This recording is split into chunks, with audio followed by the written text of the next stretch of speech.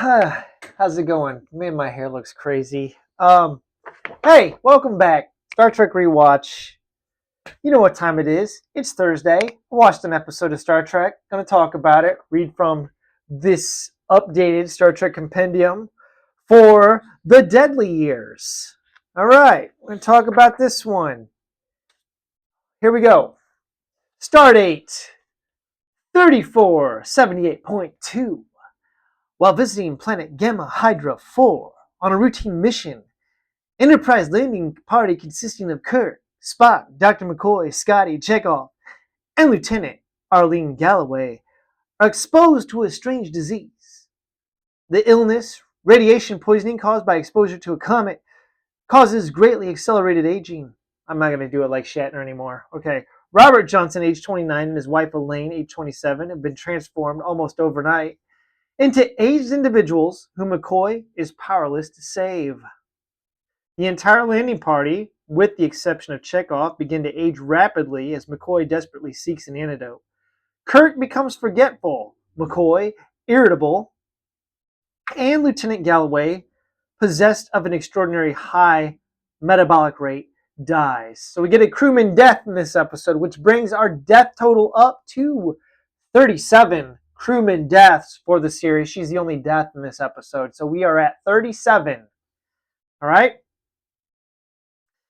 Dr. Janet Wallace, an old friend of Kirk's, aids the researchers. Commodore George Stocker, and this guy, this Commodore, he's not exactly a bad guy. I actually kind of feel sympathetic towards this dude. A lot of times you get the Badmiral trope on Star Trek where they're just like terrible people, but this guy's decent.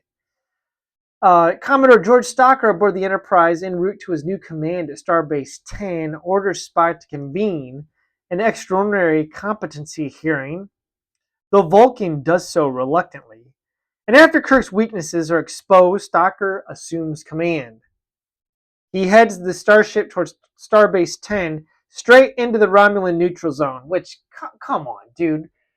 Through the Romulan neutral zone? Are you insane? This part of the episode kind of stretched like the bounds of me believing that this guy would be this dumb to do it. Like, if you get to Starbase 10 a little bit late, like, it's going to be okay, Commodore. You're violating a treaty, dude, and basically risking intergalactic war. What? Why? But whatever, okay?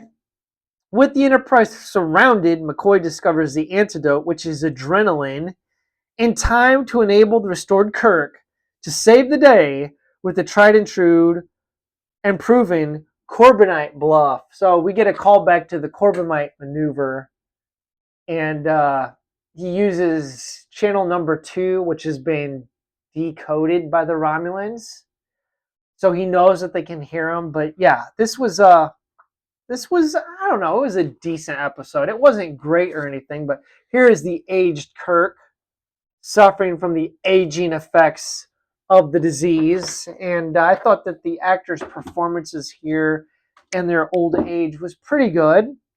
It was decent. Here's from an old calendar I have. There's Dr. McCoy with his aged prosthetics, right? So one of the things they did to make them look older was they put baggy clothing on them so that it made it look like their muscles atrophied. So there was like some thought put into this episode as far as like, how they made themselves look older. And I thought that all of the actors' performances in their old age, they carried themselves differently. Like Spock squinted, Leonard Nimoy squinted a little bit. Leonard Nimoy, he had the grade temples things, but he kind of like made his voice sound raspier. Kirk, I don't know, he kind of postured himself in a way, just the way he carried himself to kind of feign old age, I guess. McCoy, Dr. McCoy, played by DeForest Kelly, he goes like full-blown Southern gentleman in this one, which is like, I don't know, I'm gonna drink some mint juleps or something. I mean, he just goes like full-blown Southern doctor. I don't know. We get to see old McCoy in Star Trek The Next Generation when he's talking to Data in the pilot episode. And does this makeup look similar to the pilot? I'm not sure. Man, I love McCoy. I always wanted to be Kirk, but I think as I've grown up, I realized that I'm more McCoy than Spock or Kirk. I'm a cranky, middle-aged man on my way to becoming a cranky old man. So let me know what you think about this one. It was decent. It wasn't. It's a middling episode. I'm not going to say that it's like the best or it's the worst. It's kind of like right down the middle. But as always, the actors' performances.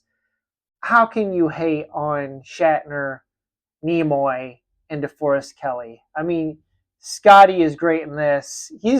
Scotty turns into like full blown white hair. James Doohan just basically acts like he's tired. So yeah,